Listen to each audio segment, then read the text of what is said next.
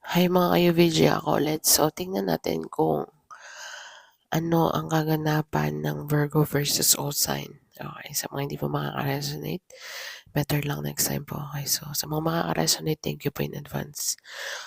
Three cards for 3 cards per zodiac. Okay. Virgo dealing with who is the first? Sino una? Virgo dealing with Sagittarius. Tingnan natin.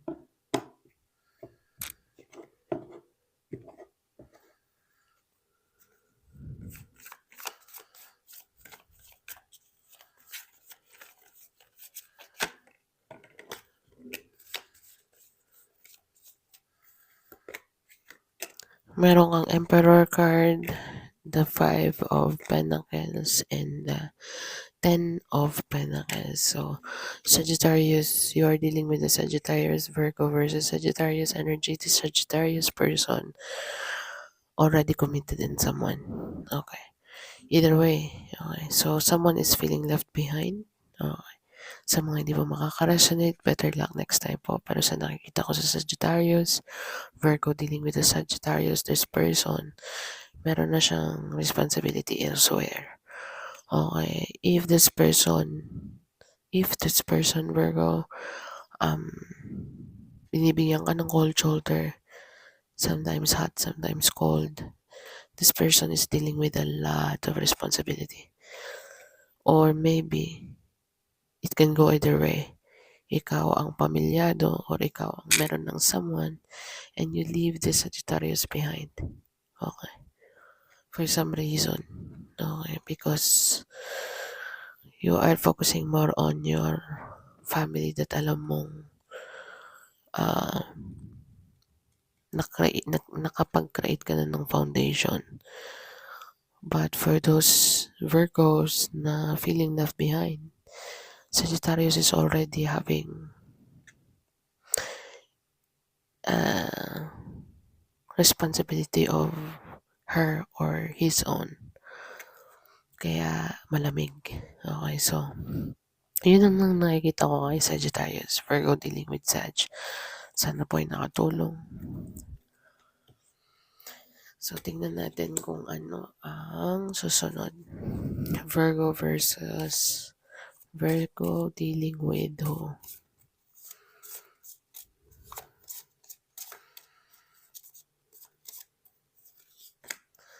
Capricorn. Okay. Let's see. Virgo dealing with Capricorn.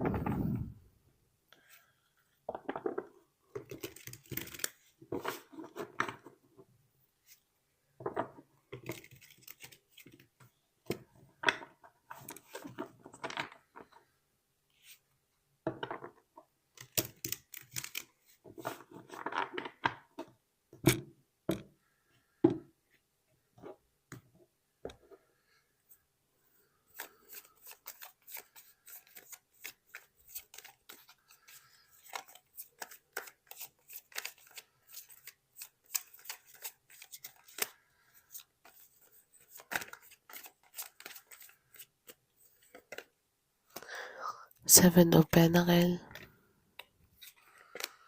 Seven of Swords. And the Eight of Swords. So if you are dealing with a Capricorn, this Capricorn person, okay, 7 to the 8, nalaglag sa sarili nilang patibong. Meaning, ikaw no regrets, only lesson. Samantalang this person nag-backfire. Ngayon, this person is stuck. For those people na who is dealing with a Capricorn person, this person somehow, somewhere, nag-attempt na gawan ka ng something makaka-benefit sila. But at the end of the day, you're moving forward or you move forward, and this person now is stuck sa mga action na ginawa niya na dapat para sa'yo. Something in that line. Sana naman ay nakuha. Six of Cups. So this person is reminiscing, nostalgic about the past actions, past situation when it comes to your connection. Okay. So yun ang nakikita ko sa Capricorn. Sana po yung naka-resonate. Wow. Tingnan natin kung ano ang susunod na sign.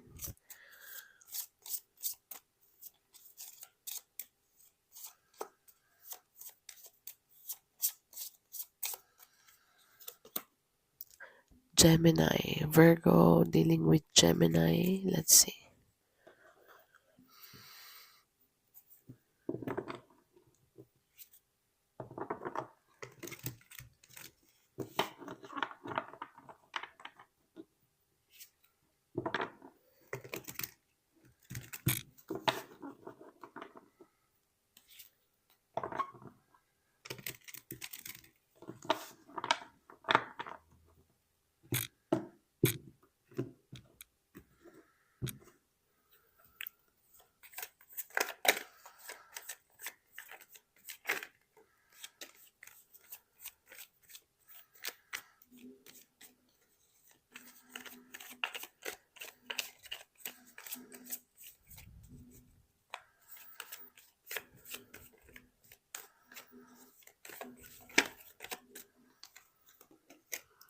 Meron kang Ace of Pentacle, Ten of Cups, wow,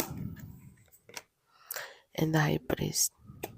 So, whomever this Gemini, kung sino man tong Gemini na to, Virgo, things are going well in this person's behalf.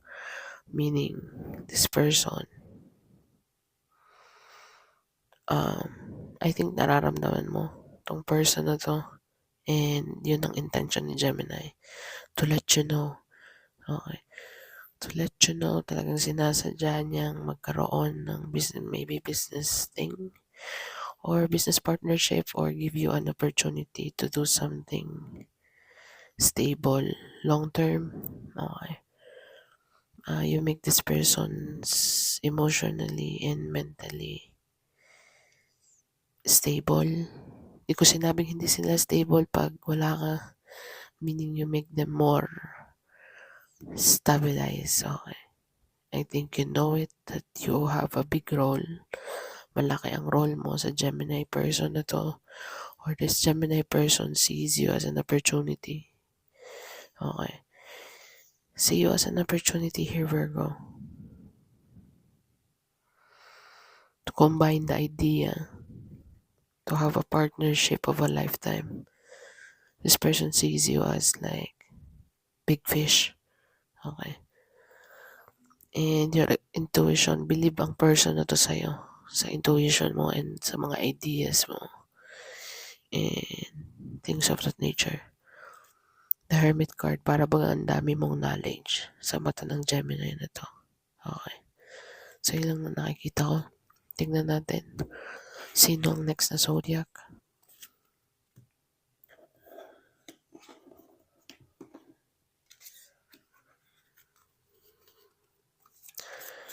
Virgo dealing with who?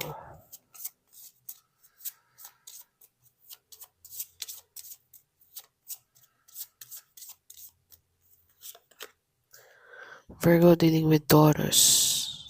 Let's see.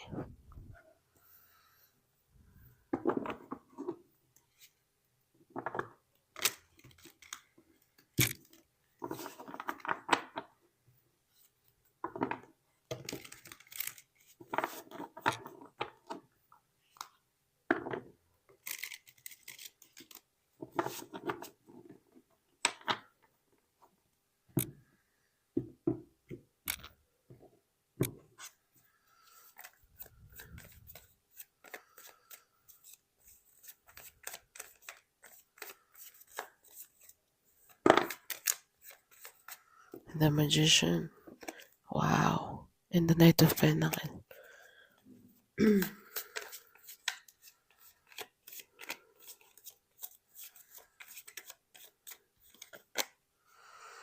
And the Page of Swords. So this Taurus is spying on you, Virgo. The Full card. Kung sino man tong Taurus na to, this person wants to manifest you in their life. Okay? If this person is already in your life, merong offer coming in slowly pero surely. But ang ma-reassure ko lang dito sa tatlong cards na to, this person is studying you more than you ever know. Okay? And the Magician card, they have all the tools that they need. Actually, meron tong person na tong access. Hindi ko alam kung paano niya ginawa yun, hindi ko alam kung saan, pero Taurus is moving in a very silent way. In a very slow moving pace. But this person, ang mata niya, parang you are in this person's mind 24/7 na rent-free kind of energy. Okay. The Full card, this person is going to take a leap of faith, moving into the unknown. Pero currently, nag-check to ng status mo, or this person is spying on you in general. This person have all the tools to do so. May mga access or may mga connection siya dito. But this person is moving too slow to offer you something stable. Okay. I don't know, but we'll see. That's all what I see for Taurus Zodiac. Let's see kung sino naman ang susunod.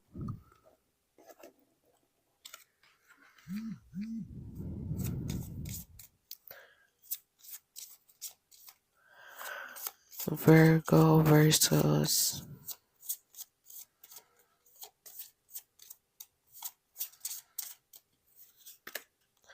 Aries.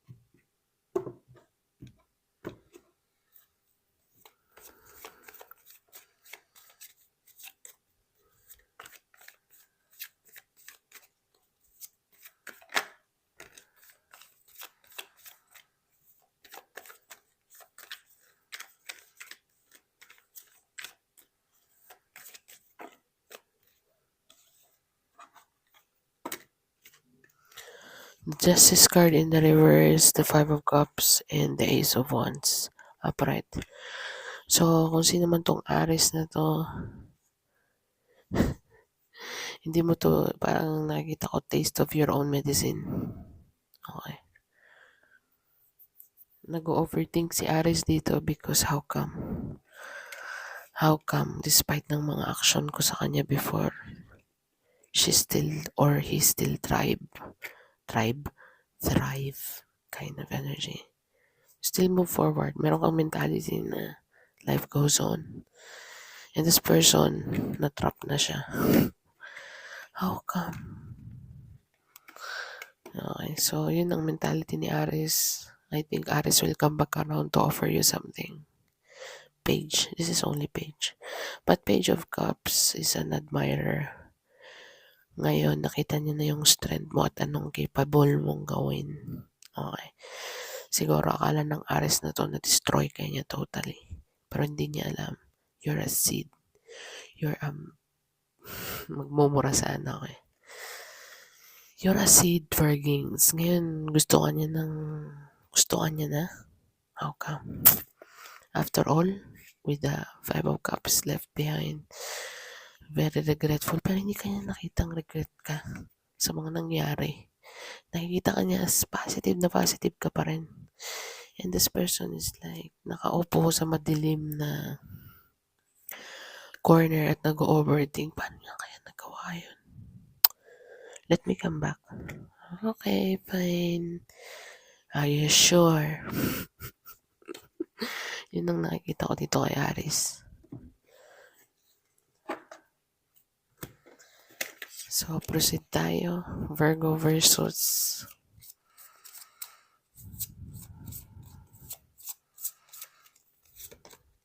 Leo.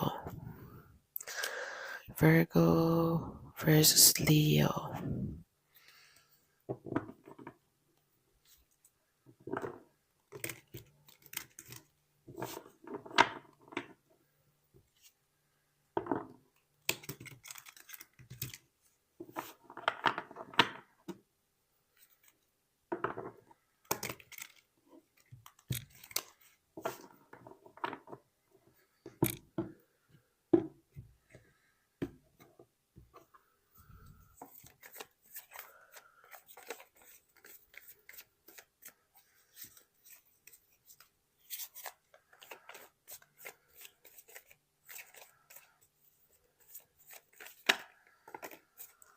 The Moon card. Four of Swords. So, si Leo is nagko-contemplate in a very silent way. Okay. Maraming going on, emotion is stirring up. So, kailangan niya ikalma ang mind niya. Kasi talagang nananadya na yung feeling niya. Nagkakaroon na siya ng disturbances dito sa mind. Kasi yung emotion niya is like, baka hindi niya na makontrol. So, what is Virgo dealing with Leo?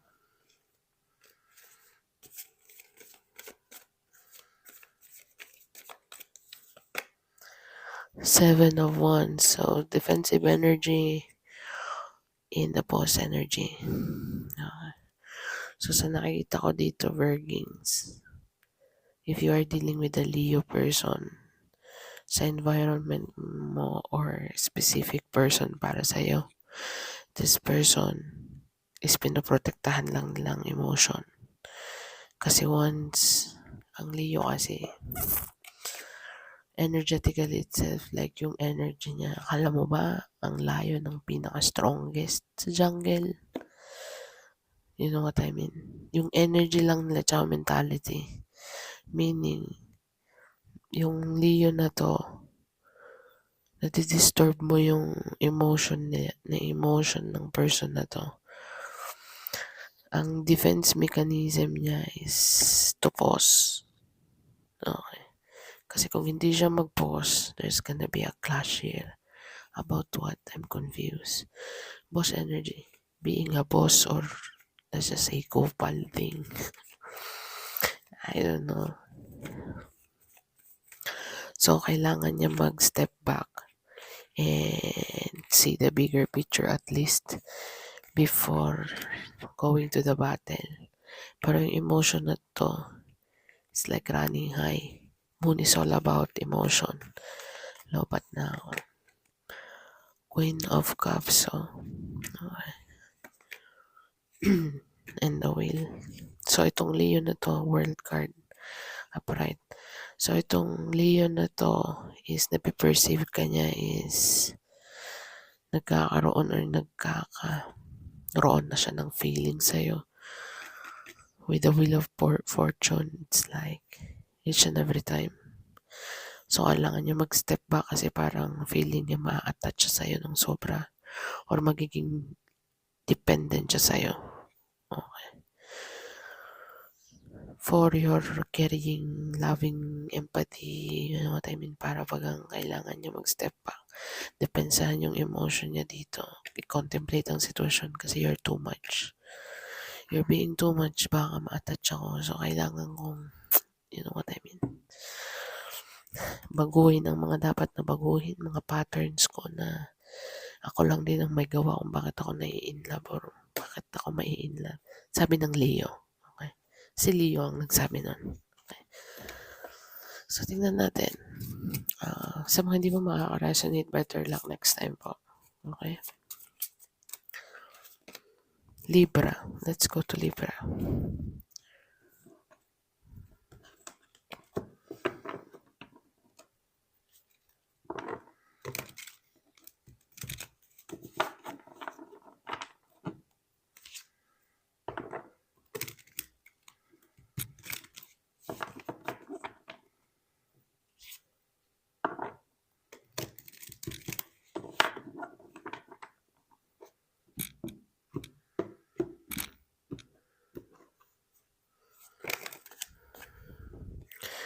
Libra is Hermit card at saka the Three of Cups. Nagsusoul search man si Libra or naghahanap siya ng mga information regarding sa'yo. Six of Wands. Nine of Wands. You're being defensive or mataas na ang boundary mo dito, hindi kanya na ma-reach. Okay. Merong isang specific Libra dito na expect ng reconciliation with the Three of Cups, celebration and things of that nature. Like, everything will work out just fine.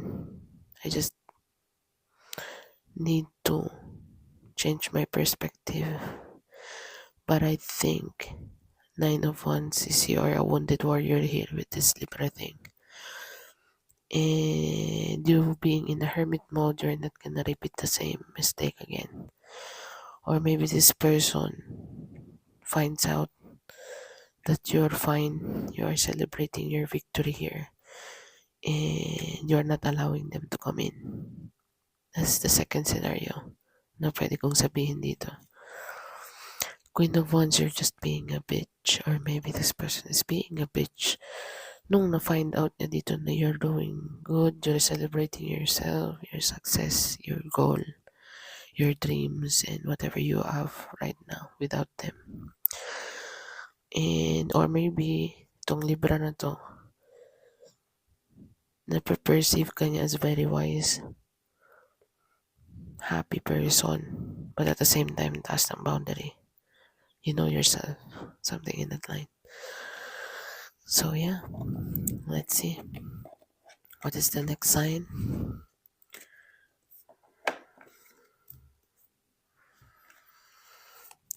Virgo dealing with Pisces.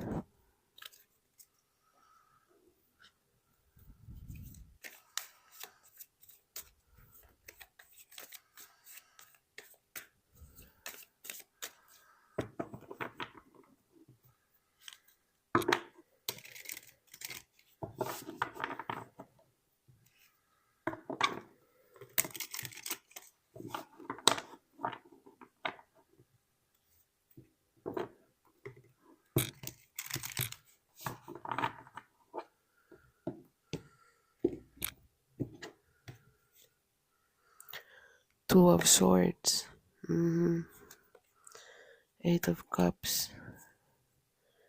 And the Justice card. So, but it's in the reverse. So, itong Pisces na to is having a decision, or maybe you made a decision na mag-walk away. And this person, nagkikrave siya ng justice dito. And hindi ko alam kung anong hustisya ang gusto niyang mangyari. But at the same time, para maibalik ang dati. Kasi pag ang Justice card is in the reverse, meron siyang Ten of Swords. Ten of Swords is stabbing in the back and things of that nature, but I think you're done with the Pisces. There is a stabbing in the back going on here, and the justice is not being served just yet. The moment na nag-walk away kayo ng impact doon sa tinamaan, na all of this time the connection is just nothing. Nauwi sa wala, nauwi sa parang bula. Because of what? Betrayal. Ten of Swords. The Hermit card. You have already gained your knowledge and your wisdom into the situation, meaning nagising ka na sa katotohanan. So,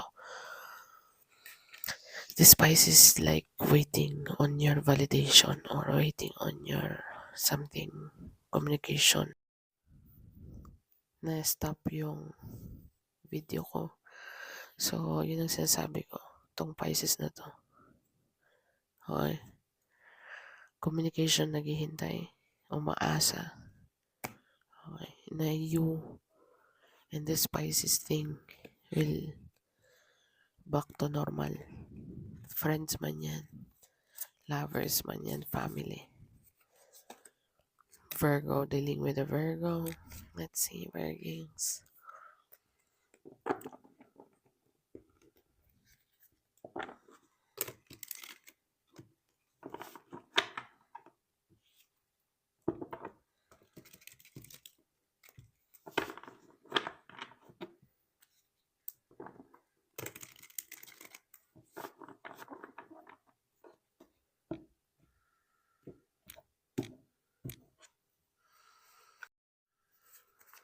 Virgo dealing with a Virgo.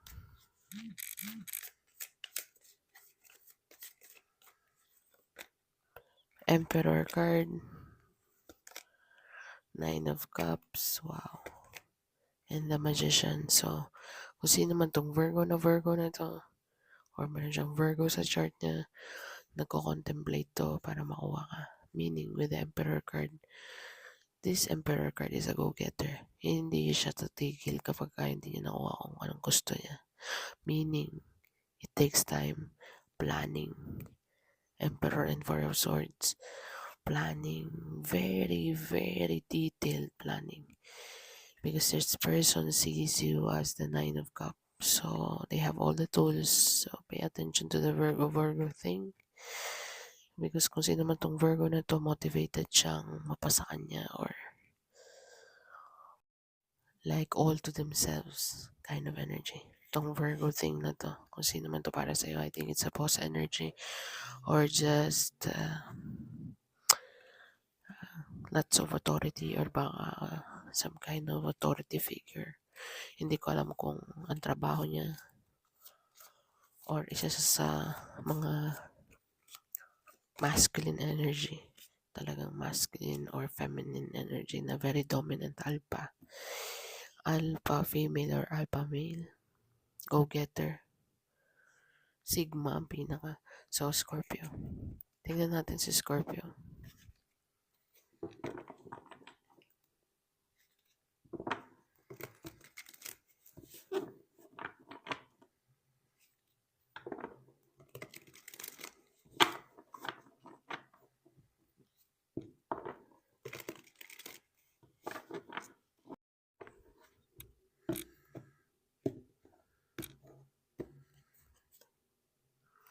Knight of Cups. The Chariot card. And the Three of Pentacles. So, someone wants to collaborate with you, create things with you, moving forward with you. This person is gonna be romantic, titirahin ganito in a very sweet way, emotionally. But this person wants to move things towards you. I mean, move things forward. Gusto niya yung mga idea mo, gusto niya yung mga how you think. Okay. In a certain way or in a certain situation. Gusto niya yun. Si Scorpio is willing makipag-cooperate, willing or agree sa mga magiging decision mo this time around. So, yun na nakita ko kay Scorpio. Proceed. Sa nakikita ko sa Aquarius na to, heartbroken. Okay, so, kailangan ng reconciliation. Kasi merong sudden realization when it comes to this Aquarius na this person wanting a commitment for a very long time, stable commitment. The Lovers, parang ang tagal na ng person na tong naka-stuck sa decision making. Three of Swords. Okay. So, siya lang ang nasasaktan sa mga action niya or sa mga, kumbaga, ano bang analogy ko dito? Ang example ko dito is like, sa sobrang pihikan, sa sobrang kapipili, okay, na pag-iiwanan na siya ng mundo. So, hindi ko naman sinabing out of desperation ng person na to, this person is gonna be like open in any way, shape, or form. Okay. Meron lang siyang trauma before kasi the moment na nag-open or naging vulnerable siya, para bagang doon siya na-hit hard ng sobra. And now, this person is willing to take a leap of faith when it comes to love with the Lover's card. So, hihilahin niya yung sarili niya pataas. Okay. Siya mismo ang hihila sa sarili niya. Mag-create ng commitment dito or something in that line. Reconciliation. This person wants to see you or want to reconcile. The separation, gusto niyang putulin ang separation na dito and come together as one. Sorry. Come together as one. Yun na nakikita ko kay Aquarius. Sana naman naka-resonate. So, let's see. Not but not the least, Cancer. Anong meron kay Cancer?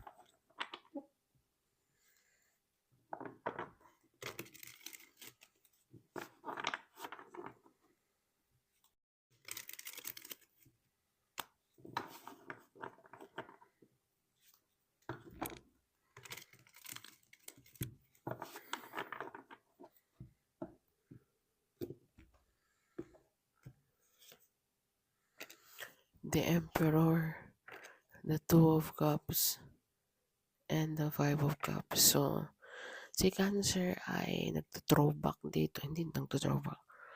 Ang dami niyang lesson na natutunan sa connection or both of you. Because of you, my life has changed. Yun ang nakikita ko sa cards na to. Cancer is really appreciate being with you, sharing things and sharing the moments with you. Virgo, Queen of Pentacles, you make this person stable when it comes to stability mentally, emotionally. There's no regret. If this is